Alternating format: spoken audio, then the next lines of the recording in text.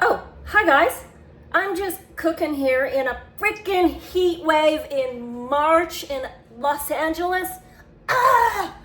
So I'm back to, as little clothing as possible. Look at that sun. Ah! We're in the high 90s and this is day 3. Just crazy. But anyway, so I thought I would bring out my summer food cooking and show you some stuff. Also, I have this really cool fruit that only comes from, correct me if I'm wrong, but from what I hear on the street over here in Little Mexico, it only comes from the Baja, and it's almost considered like aloe vera elixir. So I'm gonna show you that fruit and how to cut into it. So let me just get my little camera in place here. Oh, boob shot. So rather than play naked guitar, and that video got taken down.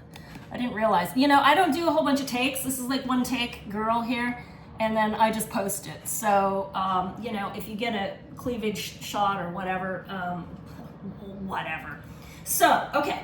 The other thing that I'm doing is over the last couple of years, I developed this. These are fresh lentils that I just cooked. Lentils are so easy to cook, you guys. So learn to just cook your own. Don't get the canned stuff. But I make this amazing lentil salad. So this, and then I'm really into fresh. Let me just show you. You guys, get yourself a ninja. So these are lemons from my garden, and hemp oil and other secret ingredients. Get yourself a ninja. Blend up the whole lemon because it's super healthy, and that's sort of been my goal my whole life, is if it's healthy, I'll figure out a way to eat it. Like if dog shit was healthy, I'd figure out a way to make it tasty. That's a real advertisement for my cooking, isn't it? Anyways, but yeah, so learn to mix your own learn to mix your own salad dressings. They're super easy if you have this Ninja blender.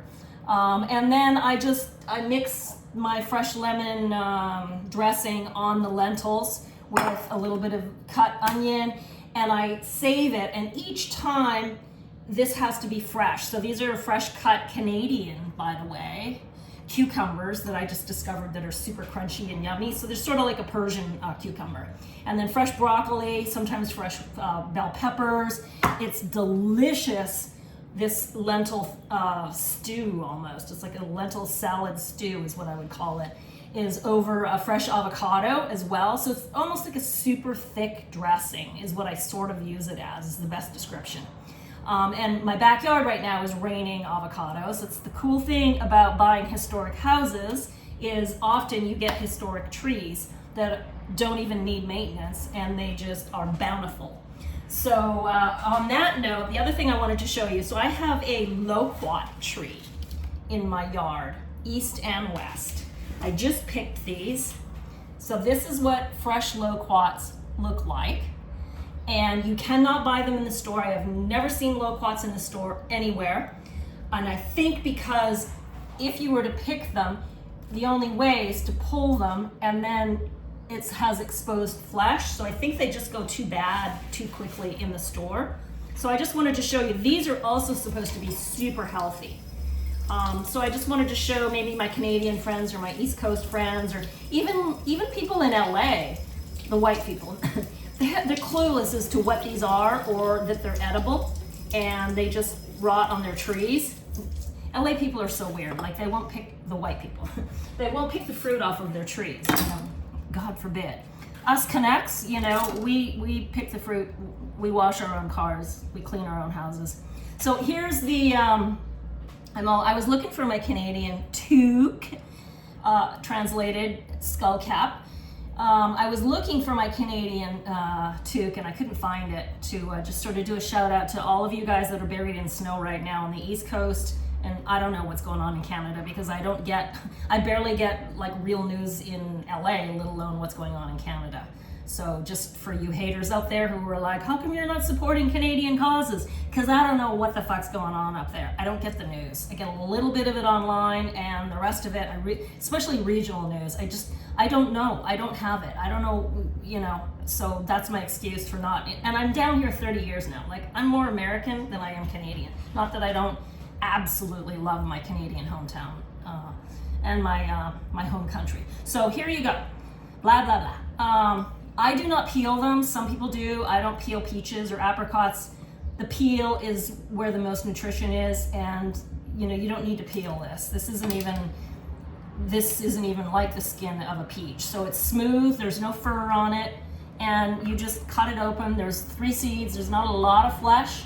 On the west side of town where it's more humid, these get twice as big, which is really cool. And they're a little bit different flavor. But yeah, and you just, you know, eat it. Or throw it in a fruit salad or whatever. But I just wanted to show you these. So this is what loquats are. The only thing I've ever seen sold in the store is in an Asian market, Chinese market, loquats canned in syrup. Never seen them for sale anywhere, not even a fruit stand. And I have bountiful in my yard, both yards. So, and the Spanish word for this, I had to learn it, was misparo. Misparo is the Spanish version of that. And all the Mexicans in my neighborhood know exactly what it is. And I leave boxes out on the street. I don't sell it. And then here is the other, this is the whole reason I wanted to make this video. So I discovered this a couple of years ago. I don't know, does anyone know what this is? If you're East Coast or you're up in the Great White North, you're, look at the skin. Isn't that cool? So these things come huge. They're the size of a watermelon, and I quit buying the whole thing because I just don't end up eating the whole thing. They're a little bit of work to get into. So it's almost like alien. So these are seeds right here, all of these, and then you have to kind of cut them out of the mothership along here. So you cut these little seed pods out. So here, I'll try and cut one out. I don't know if I can show you while I'm cutting. So you cut along here, and it's tough. This one was, this one was a little underripe, which is actually a good thing because it lasts longer in my fridge. So you cut it out like that, and then you pop these little seed pods. See how that's a whole seed pod right there. So these little come like that. You peel the skin off. So here, let me just, so see the kind of skin that you peel off, and the seed in the center. I've already cut that, but it's like the size of I don't know, 3 marbles. and that's it. And you just eat it. The dog loves it. It's firm. It's not like slimy. And it has a little bit of a tangy taste. And sweet with almost like a floury taste to it. It's really good. And supposedly, as I say, the Mexicans in the Baja is where this comes from only, from what I understand, in the jungle of the Baja. They bring them up in big pickup trucks. The first time I discovered one of these, they're called jackfruit. The first time I discovered one, they were selling them out of the back of a pickup truck, fresh from the Baja, California, in Chinatown, in downtown LA. And because I love fruit, I'm like, oh, what is it? How do you eat it? Okay, I'll take one. And came home and discovered it. And so just in the spring, these things start coming across the border. And I have a Mexican market over here. I don't even have to go to Chinatown now. And they cut them, which, as I say, is better than this big honkin', you know, watermelon-sized one. So yeah, that's all I wanted to show you today, between, you know, making your homemade dressings and jackfruit and misparo in your fruit salad. Summer is here in Los Angeles, and sorry for you guys that are in 2 feet of snow on the East Coast. So now I gotta take this toque off. I'm like dripping in sweat right now. Cheers.